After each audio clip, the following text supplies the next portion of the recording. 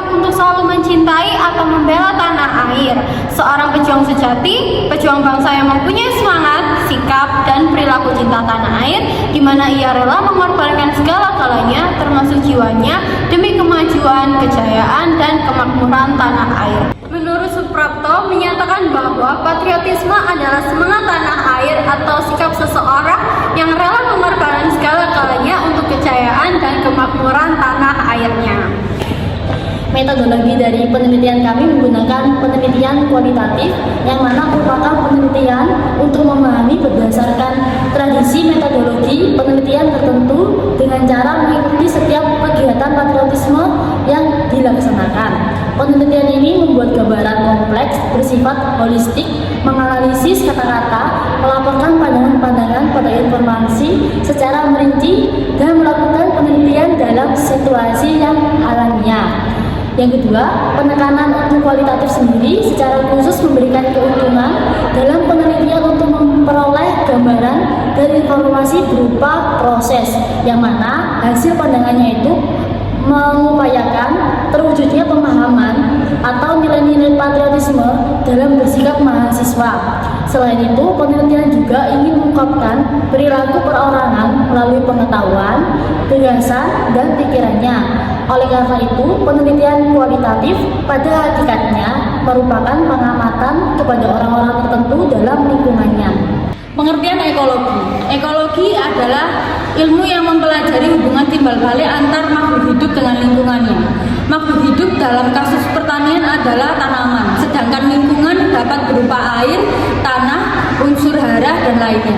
Kata ekologi sendiri berasal dari dua kata dalam bahasa Yunani, yaitu okios dan logos. Okios artinya rumah atau tempat tinggal, sedangkan logos artinya ilmu atau pengetahuan. Jadi semula ekologi artinya ilmu yang mempelajari organisme di tempat tinggalnya. Manfaat ekologi. 1. Kelestarian lingkungan hidup.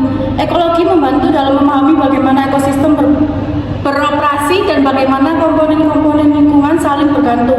Pengetahuan ini penting untuk melindungi dan melestarikan lingkungan hidup agar dapat berfungsi dengan baik dan terhindar dari kerusakan yang dapat mengancam kelangsungan hidup manusia dan makhluk lain. 2. Keseimbangan ekosistem. Ekosistem yang seimbang akan menciptakan lingkungan yang stabil dan produktif. Pengetahuan tentang rantai makanan, interaksi predator mangsa, dan peran organisme dalam rantai makanan membantu menjaga keseimbangan populasi, mencegah ledakan populasi tertentu, dan menghindari kepunahan spesies tertentu yang dapat mengganggu keseimbangan ekosistem. Ruang lingkup ekologi. Setiap ilmu memiliki batas-batas wilayah studi. Perlu dimaklumi bahwa batas wilayah kerja suatu ilmu umumnya bertumpang tindih dengan batas-batas wilayah kerja dari ilmu-ilmu lain. Sehubungan dengan itu, maka sudah selayaknya kalau kita ingin mengetahui juga batas-batas wilayah kerja dari ilmu ekologi. Untuk mempelajari gambaran yang cukup jelas tentang batas-batas wilayah kerja dari ilmu ekologi, dapat kiranya dipergunakan konsep model dari Miller. Konsep tersebut beranggapan bahwa seluruh alam semesta merupakan suatu ekosistem yang tersusun oleh berbagai komponen atau kesatuan. Sedangkan ekosistem sendiri adalah tempat organisme berinteraksi dengan habitatnya. Jika kamu pernah mendengar istilah bioma, kata ini merujuk pada area di permukaan bumi dengan kondisi lingkungan dan organisme yang mirip.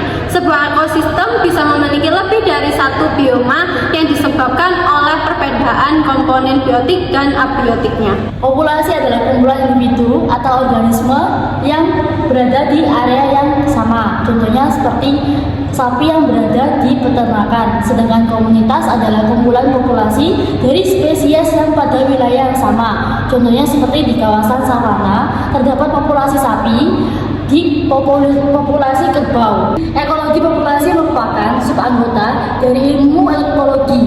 Ekologi sendiri mempelajari mengenai interaksi suatu populasi dengan sekeliling yang terkait habitatnya. Interaksi ini meliputi bagaimana suatu populasi tumbuh, bertahan hidup, bahkan melangsungkan garis keturunannya melintasi reproduksi. Sering terjadi bahwa proses autotrofik dan heterotrofik serta organisme yang bertanggung jawab atas berbagai proses tersebut terpisah secara tidak sempurna, baik menurut ruang maupun waktu.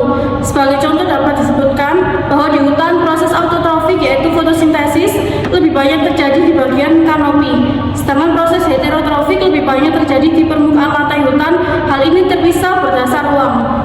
Kesimpulan dari bab ini adalah setiap ekosistem di dunia ini mempunyai struktur umum yang sama, yaitu interaksi antara komponen-komponen. Jadi, baik itu ekosistem alami atau daratan, perairan, maupun ekosistem buatan, pertanian, perkebunan, semuanya mempunyai kesamaan. Sekian dari kelompok kami. Wassalamualaikum.